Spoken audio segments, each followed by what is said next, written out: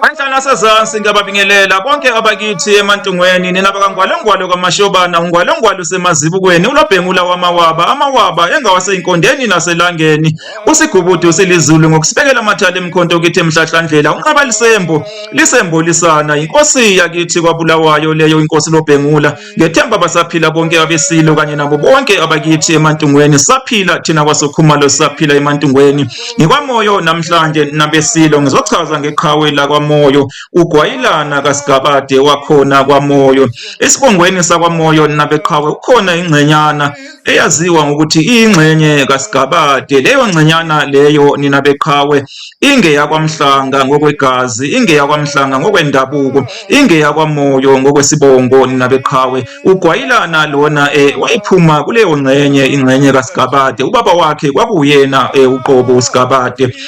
ugwayilana lona wayiqhawe wayifela nkosi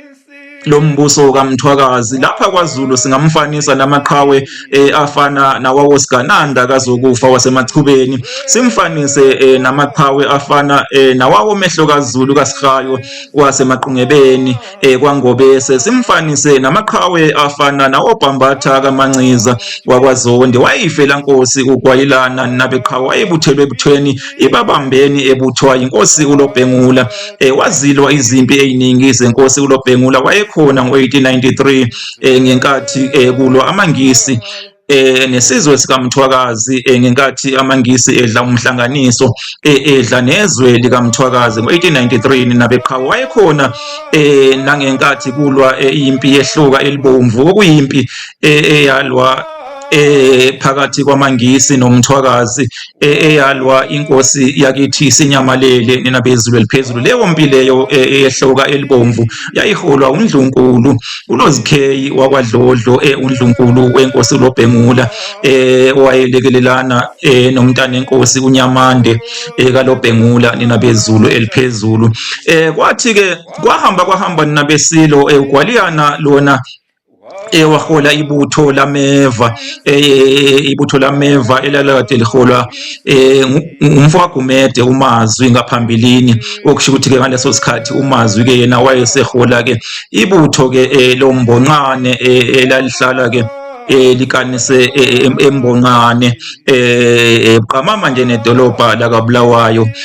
wathi ke uMazwi ke sehambile eseyohola ibutho lombonqane ugwayilana ke yena ke wasala ehola ibutho lameva nina bezulu eliphezulu kwathi ke ngemva ke kwempi ehloka elibomvu waboshwa umfo kaSigabade lona eboshwa amangisi eboshelwa khona ke ukuyibandakanya empini yehloka elibomvu nabeqhawe wagwetshwa ke intambo kuthiwa ke ngosuku okufike ngalo incwadi ke yayiqukethe ke indaba zosuku ayezolengiswa ngalo indaba ke ezazizombikela phela ukuthi wayezolengiswa leyo ncwadi ke eyayiqukethe nanosuku ayezolengiswa ngalo kuthiwa umfo kaSigabade lona wawahleka usulu amangisi wakwatshela emehlweni wathi yena alikho ingisi eliyomlengisa ngisho kungathiwani kuthiwa ngomhla ka22 kuMbasa nabeqhawe kuApril ngo1896 wavuka eshonile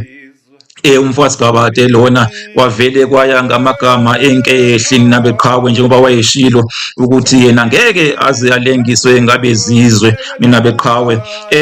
wazala ke amadodana ke lomfo lona umfo kaSigabade lona ngiwabhalile kule post le engenhla engiyibhalile kuyo le website nabeqhawe baphile abakithi emantungweni baphile abakasibopha sishomo sekumquba kubo kwasokhumalo unkomo zengome zachusha ngentuba ikanti intuba inqaba yembube zaye zawuphungiza iziba zesikhwebezi kanti ezesikhwebezi ngezikadonda kweziziba umzinkazi kaMashobana loyo inkosi yakithi endinaneni niphile bentungwa nani benguni abahle.